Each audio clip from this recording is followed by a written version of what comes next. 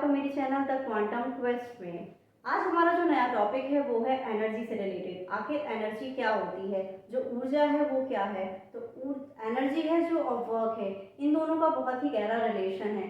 So energy को हम जो नॉर्मल फॉर्म में कह सकते हैं कि जब हम कोई भी वर्क डन करते हैं, जब हम कोई भी फोर्स अप्लाई करते हैं किसी वर्क को कंप्लीट करने के लिए, तो उसमें जो हमारा पोटेंशियल होता है, जो हमारी स्ट्रेंथ होती है, वही एनर्जी है।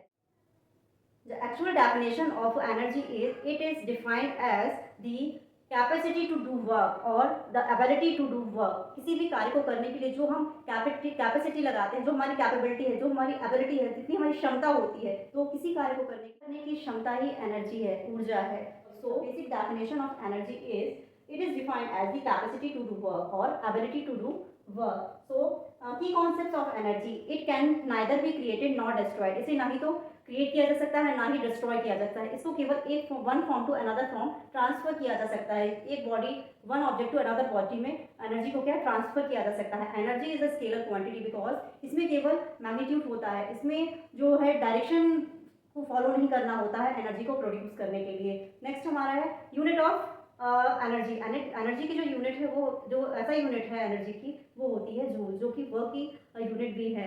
Next relation between work and energy. Energy और वर्क एक दूसरे को कैसे कोरिलेट करते हैं। तो जब भी हम किसी ऑब्जेक्ट पर जब भी हम किसी ऑब्जेक्ट पर एनर्जी लगाते हैं, तो relation between work and energy, when an object does work, जब कोई ऑब्जेक्ट कार्य करता है, जब कोई ऑब्जेक्ट वर्क को डन करता है, तो क्या होगा, उसमें एनर्जी क्या होगी, डिक्रीज होगी। लेकिन जब किसी ऑब्जेक्ट या किसी बॉडी पर कार्य किया जाता है, तो उसकी एनर्जी क्या हो जाती है, इंक्रीज हो जाती है। जैसे फॉर एग्जांपल के लिए हम किसी बॉल को किक कर रहे हैं, तो पहले तो बॉल स्टेबल कंडीशन में है, लेकिन जब हमने उसको किक किया तो वो उसकी क्या हुई, उसमें मूवमेंट क्रिएट हुआ, वो एक one place to another place move कर गई, तो उसकी क्या हुई, स्पीड बढ़ी। स्पीड बढ़ने से उसमें क्या हुई, एनर्जी क्रिएट हुई। सो जब किसी ऑब्जेक्ट पर हम कोई भी फोर्स अप्लाई करते हैं, कोई वर्क करते हैं, तो उस ऑब्जेक्ट की एनर्जी इंक्रीज हो जाती है, और जो वर्क करता है, यानी कि जो जो जिस ऑब्जेक्ट के द्वारा वर्क किया जा रहा है, उसकी एनर्जी क्या हो जाती है, डिक्रीज हो जाती है। And when work is done on body, its energy increases.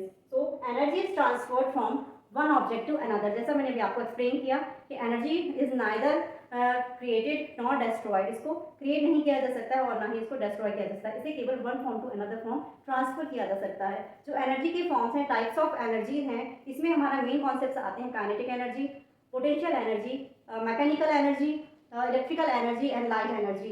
सो इसमें जो बेसिक मेन दो आपकी एनर्जीज हैं, ये है फर्स्ट है kinetic energy and second potential energy. Kinetic energy जो होगी, काइनेटिक एनर्जी जैसे मूविंग अ कार, जब कार एक one place to another place move कर रही है, तो इसमें क्रिएट होगी हमारी काइनेटिक एनर्जी। और जब किसी ऑब्जेक्ट को कोई पर्सन या कोई people one place to another place एक हाइट तक उठाता है और उठाकर ले जाता है, तो इसमें हमारी जनरेट होती है पोटेंशियल एनर्जी। ये था हमारा आज का छोटा सा टॉपिक एनर्जी से ज़्यादा डिटेल के साथ। कल फिर मिलेंगे, तब तक के लिए नमस्कार।